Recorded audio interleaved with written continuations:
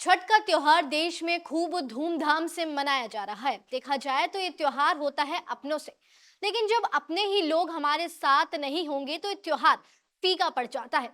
ये बात हम इसलिए कह रहे हैं क्योंकि भारत में ट्रेनों के हाल खस्ता है और ऐसे हालातों की वजह से बहुत से लोग शायद इस छठ पर अपने घर नहीं पहुंच पाए होंगे, या जो लोग छठ में अपने घरों तक पहुंच गए होंगे तो वो शुक्र मना रहे होंगे कि वो लोग जिंदा हैं और अपने घर सही सलामत पहुंच गए हैं। ये सभी बातें इसलिए क्योंकि हर बार की तरह इस बार भी छठ पर ट्रेनों की बेकार हालत देखे गए। हाल ही में ट्रेन में आग लगने की भी खबर सामने आई थी, लेकिन शुक्र ये मनाएं कि उस ट्रेन से सभी लोग सही सलामत बाहर निकाल लिए गए। देखिए, भीड़ में शामिल लोग ज्यादातर उत्तर प्रदेश और बिहार से आते हैं और ये सभी लोग दिल्ली, मुंबई और बड़े शहर सूरत में नौकरियां करते हैं। साल के कुछ महीने काम से पैसे जुटाने के बाद इनका अगला पड़ाव होता है अपने घरों की ओर निकलना, जिससे ये सभी अपनों के साथ मिलकर त्योहार मना सके। लेकिन ऐसा होना मुश्किल हो जाता है ट्रेनों की वजह से। बात अगर रेलवे की करें तो रेलवे में एक होता है जनरल डिब्बा, जिसकी टिकट पहले से बुक नहीं करनी होती। पर यहाँ भी एक समस्या है। अपने घर जाने वाली भीड़ सोचती है कि जनरल का डिब्बा इतना खाली तो जरूर मिलेगा कि वो अगले 12 से 15 से लेकर 20 घंटे अपनी कमर कहीं टिका सकेंगे या जमीन पर भी बैठ सकेंगे। यहाँ आपको बता दें, जनरल का डिब्बा या कहें सेकंड क्लास वाला डिब्बा वो होता है जिसमें बैठने के लिए सीट पहले से बुक नहीं करवानी होती। लेकिन देश के विशाल वर्ग का भरोसा तब टूटता है जब ट्रेन के इन डब्बों के हालात देखे जाते हैं, जिसमें लोग पहले से ही ट्रेन की खिड़कियों से मुंह बाहर निकालकर सांस लेने की कोशिश कर रहे होते हैं। देखिए, ट्रेन में क्लास बटे होते हैं। सबसे पहले आपको बता देते हैं कि कौन कौन से क्लास होते हैं। जनरल कोच, इस कोच में यात्रा करने के लिए कोई रिजर्वेशन की जरूरत नहीं होती। फिर आता है सेकंड सीटर, इसमें यात्रा करने से पहले रिजर्वेशन कराना होता है और बैठने के साथ साथ आप इसमें सोते हुए भी यात्रा कर सकते हैं।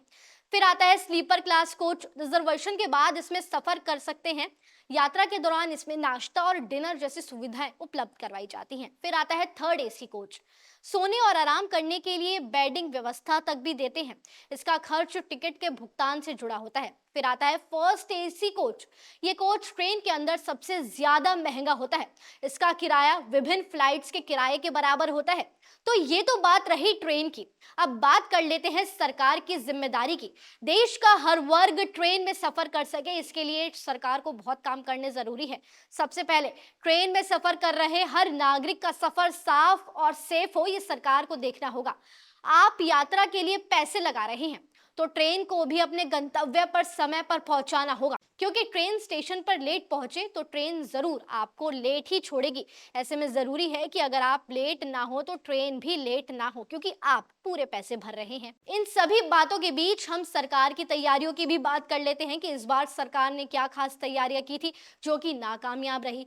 पूरे भारत में लगभग 1700 विशेष ट्रेनें चलाई जा रही हैं। यात्रियों की सुविधा के लिए अतिरिक्त बुकिंग की विंडो खोल दी गई।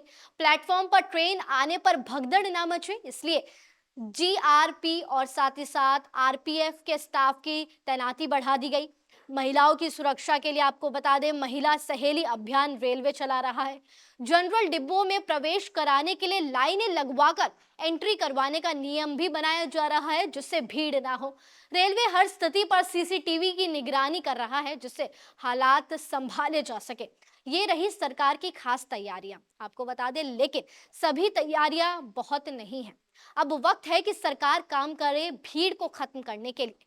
भीड़ को कम करने के लिए यही उपाय है कि ट्रेन बढ़ाई जाए, व्यवस्था अच्छी की जाए। सरकार बहुत सी ट्रेन देश भर में चालू कर रही है, जैसे वंदे भारत।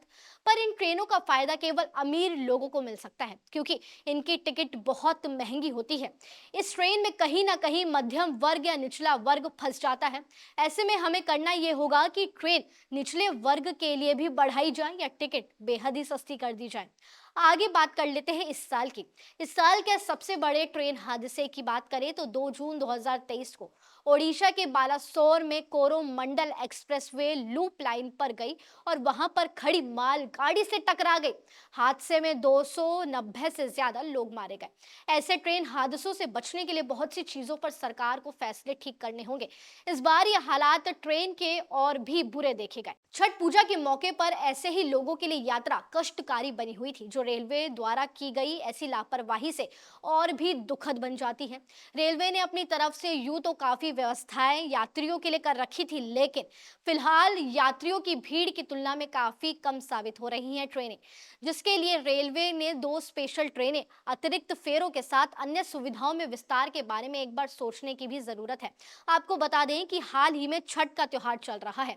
छठ पर लोग अपने गांव बिहार जा रहे थे। ऐसे में ट्रेनों के इतने बुरे हालात देखे गए कि लोगों का दम घुटते घुटते बचा। एक ट्रेन में तो आग भी लग गई। बता दें कि आग पर काबू पा लिया गया और लोगों को भी बाहर निकाल लिया गया, लेकिन सवाल यह है कि उस ट्रेन में 500 से ज्यादा लोग आग के हवाले हो सकते थे।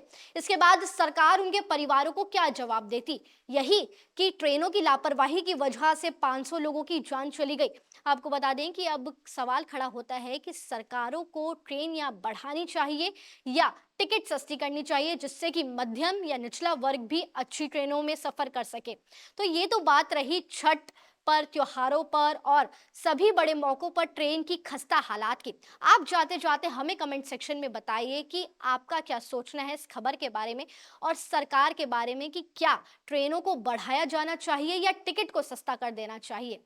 अभी के लिए केवल इतना ही, लेकिन ऐसी तमाम खबरों के लिए जुड़े रहिए न्यूज़ बुक के साथ।